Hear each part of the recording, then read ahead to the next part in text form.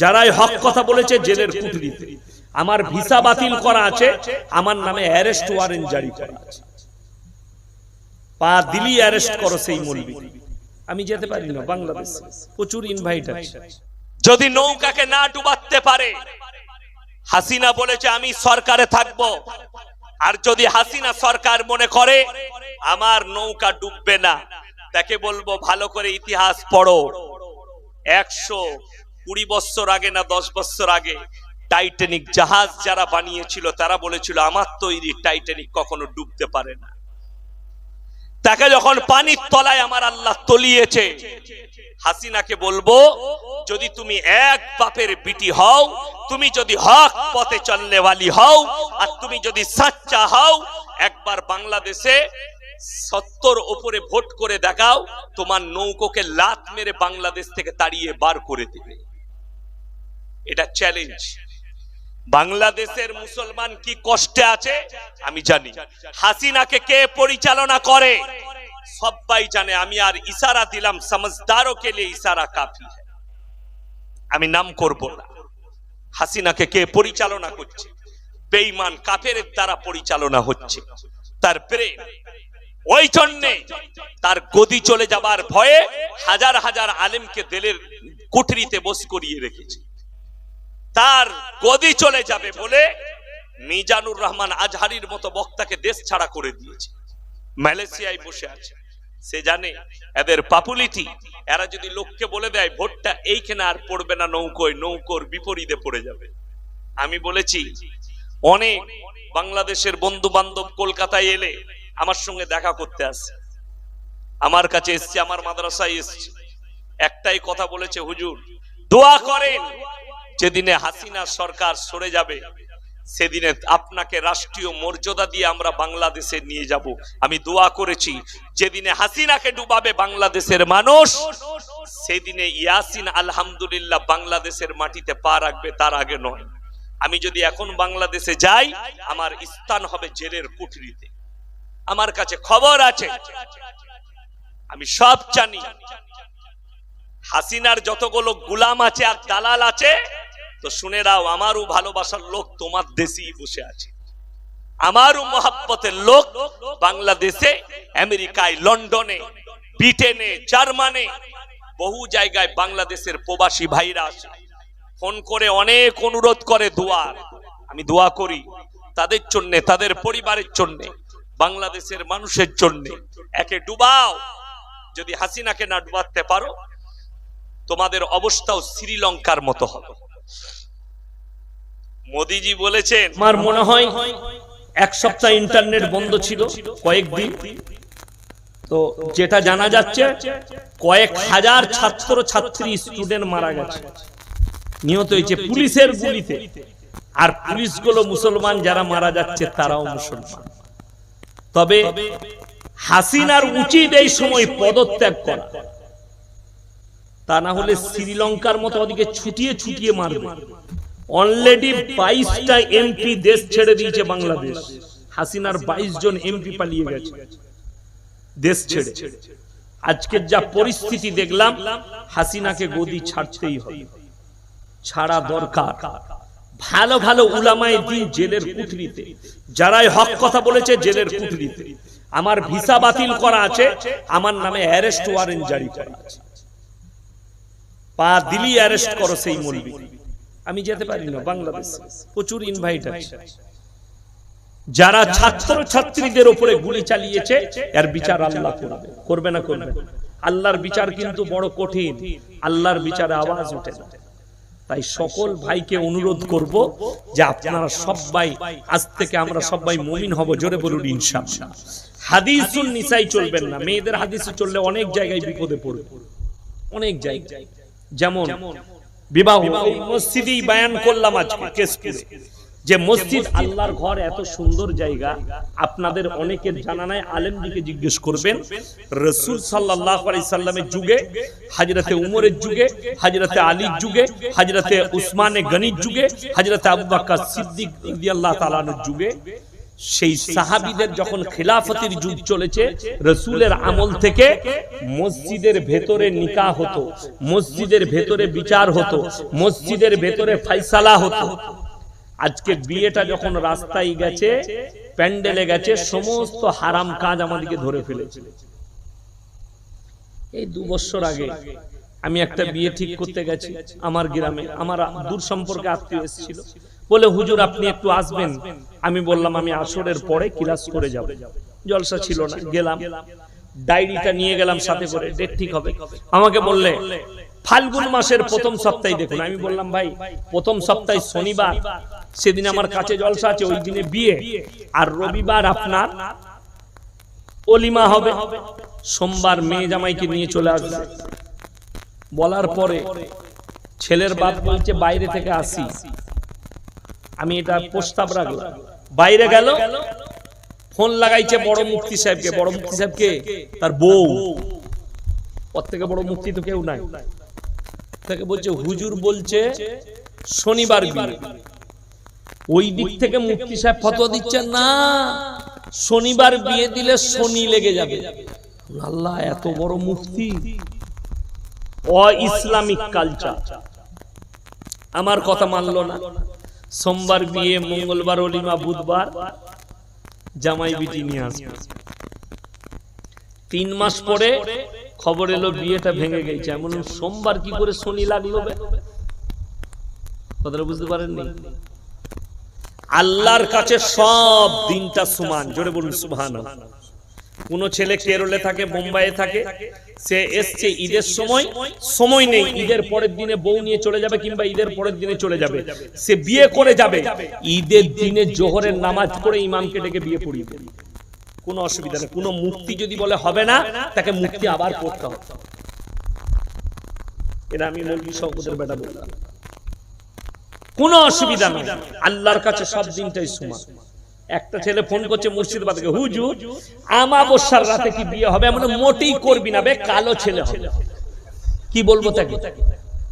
ও নিজেই জানে না, ওর দাদি বলেছে, না হলে ফুপু, যে করা যাবে না। এই বিয়েতে দেখবেন দিন ফিন ঠিক করতে এলে সব নাস্তা দিবে মেয়েরা। আপনাদের এখানে মেদিনীপুরে কি আছে? আমাদের বর্ধমানে ডিম সিদ্ধ দিবে না, ডিম সিদ্ধ দেয় না। আপনাদের এখানেও আছে এটা? হ্যাঁ, মেয়েরা বলে কেন? বলে ডিম সিদ্ধ দিলে ভেঙে যাবে। আমি চিন্তা করলে বিয়ে ভেঙে যাবে। বলে আল্লাহ, ডিমের পাওয়ার এত কি করে হলো? কথাটা বুঝতে পারেন? আচ্ছা, ডিম খেলে হজম হয় না? হয় না, হজম হয়ে যায়। ডিমের মালিক কে? মুরগির মালিক কে? তাহলে যদি ডিমের মালিক আল্লাহ হয়, তাহলে ডিমের এত পাওয়ার কি করে হলো যে ডিম বিয়ে ভাঙিয়ে দিবে? একদম এটা এক ধরনের শিরক। আল্লাহ ব্যতীত অপরকে বিশ্বাস করা, তার সৃষ্টিকে বিশ্বাস করা। মায়েদিকে অনুরোধ করবো এই ধরনের কথা বিশ্বাস করবেন। দ্বিতীয় নম্বর, আর একটা ফতোয়া আছে গ্রামগঞ্জে, জেলেবি দিস না। জেলেবি দিলে প্যাঁচ লেগে যাবে। তো জেলেবিতে যদি বিয়েতে প্যাঁচ লাগে, জিলেপিতে যদি বিয়েতে প্যাঁচ লাগে, যে লোকরা জিলেপি ছাঁকছে তাদের বেটা বিটি তো জীবনে বিয়ে হবে না, সে তো প্যাঁচ মেরি বিয়ে হবে। এগুলো হচ্ছে কুসংস্কার, আমাদেরকে দূরে থাকতে হবে। তাই আমি বলবো, মায়েরা নামাজি হও, দিনদার হও, পর্দা পুশিদার মধ্যে এসো। আপনারা দিনদার হন, মুসল্লি হন। আল্লাহ আমাদের সকলকে কবুল করুক, আজকের রাত্রিকে কবুল করুক, ধরতে পারবো। আচ্ছা, আমি মরে গেলে আমার পাওয়ার বাড়বে? আমাদের দেশের ভণ্ডরা বলে পীর সাহেব মরে গেলে তার পাওয়ার বেড়ে যায়। তবে বেঁচে থাকতে পাওয়ার ছিল না, মরে গিয়ে পাওয়ার বেড়ে গেল। আচ্ছা, মৃত মানুষ কিছু খেতে পারে? খেতে পারে না। আমাদের এলাকায় একটা বড় বুড়ো তেঁতুল গাছ আমি ছোট থেকে দেখছি, সেটার নাম বুড়ো পিত্তলা। সেইখানে কি করতো, ছেলে মেয়েদের বিয়ে হলে বয়স্ক মহিলারা, আমাদের দাদিরা, তারা কি করতো, ভালো মন্দ খাবার যেটা রান্না হতো প্লেটে করে এনে ওই গাছ তলায় দিত। কে খাবে? ও বলে পীর সাহেব। তো ওরা চলে যেত, খেত কুকুরে। কিসে খেত? কুকুরে। ঘুরে এসে বলতো পীর সাহেব একদম সুন্নত আদায় করে খেয়েছে। আমরা হ্যাঁ দেখো ওই পীর সাহেব খেয়েছে কুকুরে। যে মানুষ দুনিয়া ছেড়ে চলে গেছে তার তো খাবার যোগ্যতা নাই, কথা বলার যোগ্যতা নাই। আল্লাহ তারা চলে গেছে কিসের? মৃত্যুর পরে তারা চলে গেছে আলাদা জগতে, দুনিয়ার সঙ্গে তাদের কালেকশন নাই, তারা খালি অপেক্ষায় থাকে আমার সন্তানরা আমার জন্য নেকি পাঠাবে, জোরে বলুন সুবহানাল্লাহ। আমার পরিবার আমার জন্য দোয়া করবে, দান খয়রাত করবে, তারা এই অপেক্ষায় থাকে। ওই জন্য বেঁচে থাকতে নিজের নামে দান করুন, পরিবারের নামে দান করুন, বাম্মায়ের নামে দান করুন, আত্মীয় স্বজনের নামে দান করুন। যদি কিয়ামতের সকাল পর্যন্ত নেকি পেতে চান, এই মসজিদে আপনি যখন সাদকায়ে জারিয়া দিবেন, আপনার পয়সার দ্বারা সিমেন্ট আসবে, পাথর লাগবে, কিয়ামতের সকাল পর্যন্ত আপনি কবরে শুয়ে শুয়ে নেকি পাবেন, জোরে বলুন সুবহানাল্লাহ। কিন্তু আমাদের দেশের লোক মরে গেলে মরার উপরে খাড়া, কেন বলুন তো? আমাদের সমাজটাই চলছে হাদিসুন নিসায়। হাদিসুন নিসা বুঝেন? মেয়েদের হাদিসে, এই মেয়েদের হাদিস বললেই খুব ফ্যার। আমি এখন বলে দেবো, এই চরকার মায়েরা বলবো 8 করোড় বেটা মৌলবীকে জীবনে আর দাওয়াত দিবি না, আমি ফেরে পড়ে যাব। কিন্তু বলতে হবে, 2-4টা কথাও বলে যাই। মায়েদিকে অনুরোধ করছি, মরার ওপরে খাড়া দাঁড় করবেন। 3টে কারণ ছাড়া হাদিসে আছে মেয়েরা বাড়ির বাইরে যেতে পাবে না। কটা বললাম? 3টে। নাম্বার 1, যদি তোমার নিকটতম আত্মীয় মারা যায়। আমাদের মায়েদের একটা রোগ আছে, কোথায় মুখ বাসনে কে মারা গেছে, এই শাড়ি পরে গাড়িতে বসে পড়েছে। বেটা বলছে তুই উঠে যাবি, তোর কে হয়? তুই জানি না তোর বাপের ফুপুর বিয়ানের অমুকের তমুকের ঠিক একটা কুটুম বার করে দিবে। আমরা অত কুটুম জানি না, আমাদের মা খালারা এত কুটুম জানে। দূর সম্পর্কে আত্মীয় হলে যাওয়া যাবে না, নিকটবর্তী। আপনারা ইমানদারির সঙ্গে বলুন তো, মেয়েরা মাইয়াত বাড়িতে গিয়ে ভিড় করলে বেশি নেকি, না আমরা গিয়ে জানাজা পড়ে দোয়া পড়ে মাটি দিলে বেশি নেকি? পুরুষরা গিয়ে মাটি দিয়ে নেকি বেশি, জানাজার নামাজ পড়ে। কিন্তু মরা ঘরে আমার মায়েদের ভিড় বেশি। কেন? ও তো গাঁ ঘুরতে যায়, কোনো গল্প করতে পাই না। যত পুচ্ছ আর গিবদ ওই মরা ঘরে হয়। 3টে শাশুড়ি এক কাছে হয়ে যায়, আর বৌমাদের বদনাম, আর বিয়ানের বদনাম, আর 3টে বউ এক কাছে হয়, আর দিয়ে ওরা শুরু করে কার? শাশুড়ি। আমার শাশুড়ি ডাইনি ল, শাশুড়িটা মরছেও না ল, 2বার পা ভাঙলো তাও মরলো না ল।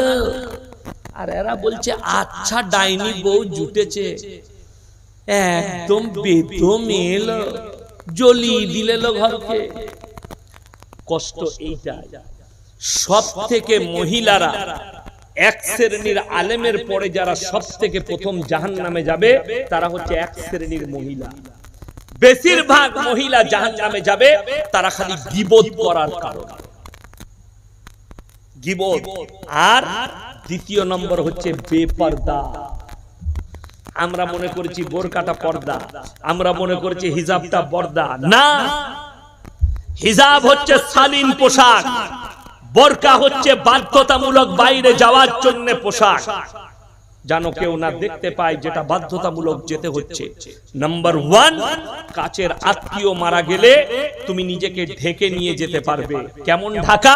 কোরআন বলছে ওয়াদরিব খুমুরিহিন্না আলা জুনুবিহিন, হে নারী তুমি পর্দা নির্ধারিত করো, তোমরা কোনোদিন ধর্ষিতা হবে না, লাঞ্ছিত হবে না, বেইজ্জতি হবে না। জোরে বলুন সুবহানাল্লাহ। কোন মহিলা যদি বাইরে বেরোয়, তাকে এমন কাপড় দিয়ে শরীর ঢাকতে হবে বাইরে থেকে যেন বোঝা না যায় এর শরীরের অঙ্গ পতঙ্গ কেমন। এটা নাম্বার 1। দ্বিতীয় নম্বর, যদি নিজের শরীর খুব অসুস্থ হয়, তখন পর্দার সহিত ডাক্তারের কাছে যাবার অনুমতি আছে, ঢাকা দিয়ে ওইভাবে। তৃতীয় নম্বর, হজ ফরজ হলে ওইভাবেই পর্দার সহিত হজ করতে যাবে। কিন্তু বড় কষ্ট লাগে, আমাদের খালুরা ঘরে, খালারা বাজারে। ঠিক বললাম না ভুল বললাম? একটা খুব সূক্ষ্ম কথা বুঝাচ্ছি, 1 মিনিটের লেগে গায়ে লাগবে। লাস্টের কথাটা যখন বলবো তখন আপনারা বুঝতে যাবেন আমি কি বলতে চাই। যারা ব্রেলিয়ান আছেন তারা বুঝে নেবেন। সকালে এটা আলোচনা করবেন, ইয়াসিন সাহেব রাত্রে কি বললো এটা বার কর, এটা বার করবেন এক সূত্রটা। এ তো ছোট ছেলে, আপনাদের ইমাম সাহেব আর আমি ক্লাসমেট, তো আমরা খুব কাছের বন্ধু। আচ্ছা, কাছের বন্ধু হলে ইয়ার কি হয় না? হয় না? আমি কেশপুর মাদ্রাসায় ঢুকেছিলাম, আমার সাথী এসেছিল দেখা করতে, হাফেজ মরগুব, কারি মরগুব আমার সাথে, রতনহাটিতে বাড়ি, মানে খুব বিছানার সাথে। আমি ওদের সঙ্গে এখনো মজাক করি, ওই রকমই ফোনেতে মজাক করে কথা বলি, তুতুকারি করে কথা বলি, যেরকম সাথী ছিল। তো এই কাছের ক্লোজ বন্ধু, আমি যদি তাকে জিজ্ঞেস করি ভাই তোর বইয়ের ব্লাউজের সাইজ কত, সম্পর্ক থাকবে না ছিন্ন হবে? সম্পর্ক ছিন্ন হয়ে গেল। কেন? তুমি এত বড় কথা বললে আমার বিবির জন্য, সম্পর্ক রাখলো না।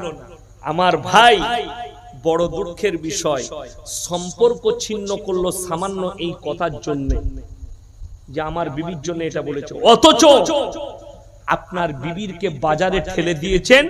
একটা পর পুরুষ বসে আছে কাপড়ের দোকানে, সেখানে গিয়ে তোমার বিবি বলছে দাদা আমার একটা 36 সাইজের ব্লাউজ দাও, তখন তোকে লজ্জা লাগে না? কথা বুঝাতে পারলাম? মেয়েদের বাজারে যাওয়া হারাম, মেয়েদের বাজার করা হারাম, যাওয়া যাবে না। পুরুষের দায়িত্ব দেওয়া হয়েছে, কোরআনে আছে তোমার স্ত্রীকে তোমার জন্য খেতি বাড়ি করা হলো। জোরে বলুন সুবহানাল্লাহ। আমাদের দেশের ছেলেরা বউ যদি বলে তুমি কোথায় আছো, কেন বলে ব্লাউজ নেই আমার, ছায়া ব্লাউজ আনতে হবে, তুই উচিত টোটো করে যাবি, যা নিয়ে চলে। হারাম খোর, চায়ের দোকানে 3 ঘন্টা আড্ডা মারছে আর বউকে বলছে বাজারে চল যা তো কাপড় কিনে নিয়ে। তো তোর বউ পালাবে না, তা হুজুরের বউ পালাবে? কষ্টের বিষয় এটা, তুমি তোমার বউকে বাজারে ঠেলে দিয়েছো এই বেপরদাহির কারণে। দ্বিতীয় নম্বরটা শুনেলেন আমার মায়েরা খুব ভালো করে। আপনি বলছেন আমি মুমিন, ফজরের নামাজটা মসজিদে পড়লেন, ফজরের নামাজ পড়ে আপনি বউকে নিয়ে কেশপুরে যাবেন, না হলে মেদিনীপুরে ডাক্তার দেখাতে যাবেন, পেছনে বউকে বসিয়েছেন মোটরসাইকেলে, আপনার ফুল হাত শার্ট আর ফুল প্যান্ট, শরীর ঢাকা, আর পেছনে বউ শাড়ি পরে বসে আছে, পেটু বেরিয়ে আছে, পিটু বেরিয়ে আছে। হাদিস শরীফে আছে যারা নিজেদের, যে মহিলারা নিজের পেট পিঠ মাথা চুল খুলে পর পুরুষের সামনে ঘুরবে, আল্লাহ কিয়ামতের দিনে ওই অঙ্গগুলো আগুন দিয়ে ঢাকবে। আমরা সবাই নিজের স্ত্রীকে পর্দায় রাখবো, সকলে জোরে বলুন ইনশাআল্লাহ। হ্যাঁ, বিবির প্রয়োজনের জিনিস আপনি এনে দেন, আপনি এনে দেন। আমি কেন বলছি, আমি চ্যালেঞ্জ দিয়ে গেলাম এখানে, আপনি আমার বর্ধমান টাউনে আসুন, গলসি বাজারে আসুন, আমাকে চিনে না এরকম লোক খুব কমই আছে। যাদের হাতে অ্যান্ড্রয়েড মোবাইল আছে, সে হিন্দু ভাই হোক আর মুসলিম ভাই হোক, আমাকে চিনে। মোবাইল খুললেই আমাকে দেখতে পাবে, ইউটিউব ফেসবুক খুললেই আমাকে খুঁজে পাবে। আমার 70-80 হাজার জলসা ছুটছে ইউটিউব আর ফেসবুক, আমাকে খুললেই দেখতে পাবে, চিনে।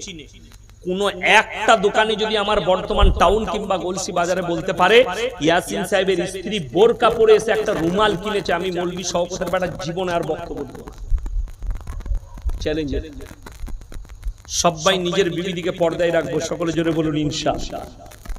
মেয়েদের হাদিস মানবেন না।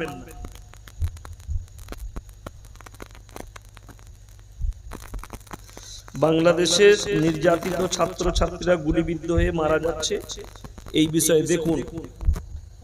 আজকের জলসাকে আল্লাহ কবুল করুক। কাল আমার অনেক লম্বা সফর আছে, মাদ্রাসায় ক্লাস আছে, আপনারা দোয়া রাখবেন।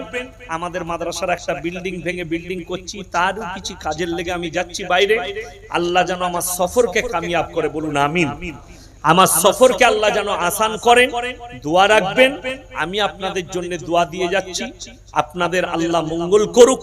আল্লাহ আপনাদের সকলের জানে মালে ইজ্জতে বরকত দেখ। যারা জলসা দিয়েছে, যে কচি কাচারা, আল্লাহ তাদের হায়াতে বরকত দেখ, আল্লাহ তাদের দ্বারা আরো কাজ লেখ।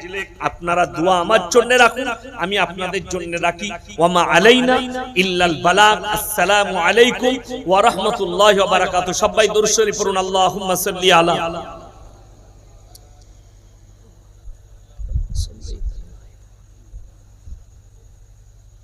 ربنا آتنا في الدنيا حسنة وفي الآخرة حسنة وقنا عذاب النار ربنا لا تزغ قلوبنا بعد إذ هديتنا وهب لنا من لدنك رحمة إنك أنت الوهاب ربنا اغفر لنا ولإخواننا الذين سبقونا بالإيمان ولا تجعل في قلوبنا غلا للذين آمنوا ربنا إنك رؤوف رحيم يا الله আমরা গুনাহগার খাতাকার বদকার সিয়াকার গুনাহকে maaf করে দাও খাতাকে দরগুজার করে দাও আমাদের সকলকে তুমি পরেজগার মুত্তাকি দিনদার বানিয়ে দাও তোমার দ্বীনের প্রতি পরিচালিত করে দাও আমরা অসহায় আর দুর্বল ভিখারির মতো হাত দুটো তুলে ধরেছি তুমি আমাদের হাতকে ফিরিয়ে দিও না আজকের এই মজমায় যে সমস্ত ভাইয়েরা মায়েরা বোনেরা আমরা হাত তুলেছি আমাদের হাত তোলার পূর্বে বিগত জীবনের সমস্ত সাগীরা কবীরা জাহিরি বাতিনি দিনের দিবালয়ে রাতের অন্ধকারে জেনে অজেনে যত পাপ করেছি সব তুমি ক্ষমা করে দাও আমাদের পূর্বপুরুষ যারা দুনিয়া থেকে চলে গেছে তাদের কবরের দিকে জান্নাতুল ফিরদৌসের দরজা খুলে দাও ওগো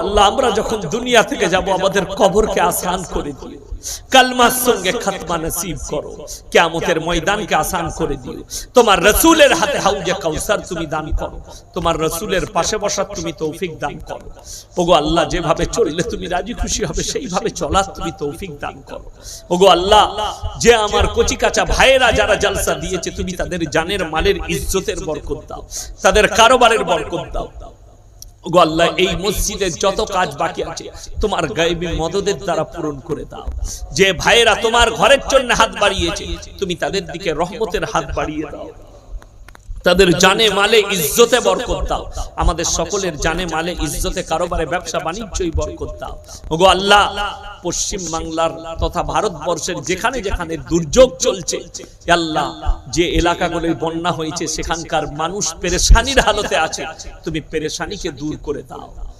বন্যা দুর্গত মানুষ থেকে তুমি হেফাজত করো খাস করে কেরলের কয়েক হাজার মানুষ চাপা পড়ে গেছে আল্লাহ তুমি তাদের মধ্যে মুমিন দিকে তুমি জান্নাতুল ফিরদৌস দান করো যারা চলে গেছে তাদের আত্মার শান্তির কামনা করছি ওগো আল্লাহ জানি না তুমি কাকে ভালোবাসো কত উলামায়ে দ্বীন হাত তুলেছে কত ইমাম সাহেব কত মাদ্রাসার তালিব ইলম কত নওজওয়ান কত বৃদ্ধ বাবাজি কত মুরব্বি কত মা বোন তুমি যার হাত তোলাকে পছন্দ করো তার মুখের দিকে তাকিয়ে আমাদের দোয়াকে কবুল করে নাও আমাদের এই টুটি ফুটি দোয়াকে হুজুর পাক সাল্লাল্লাহু আলাইহি ওয়াসাল্লামের সাদকে তুমি কবুল করে নাও রব্বানা হাব লানা মিন আজওয়াজিনা ওয়া যুররিয়াতিনা কুররাতা আয়ুন ওয়াজআলনা লিল মুত্তাকিনা ইমামা রব্বানা ওয়ালা তুহাম্মিলনা মা লা তাকাত লানা বি ওয়াফু আন্না ওয়াগফির লানা وارحمنا أنت مولانا فانصرنا على القوم الكافرين وصلى الله تعالى على خير خلقه محمد وآله وأصحابه أجمعين برحمتك يا أرحم الراحمين السلام عليكم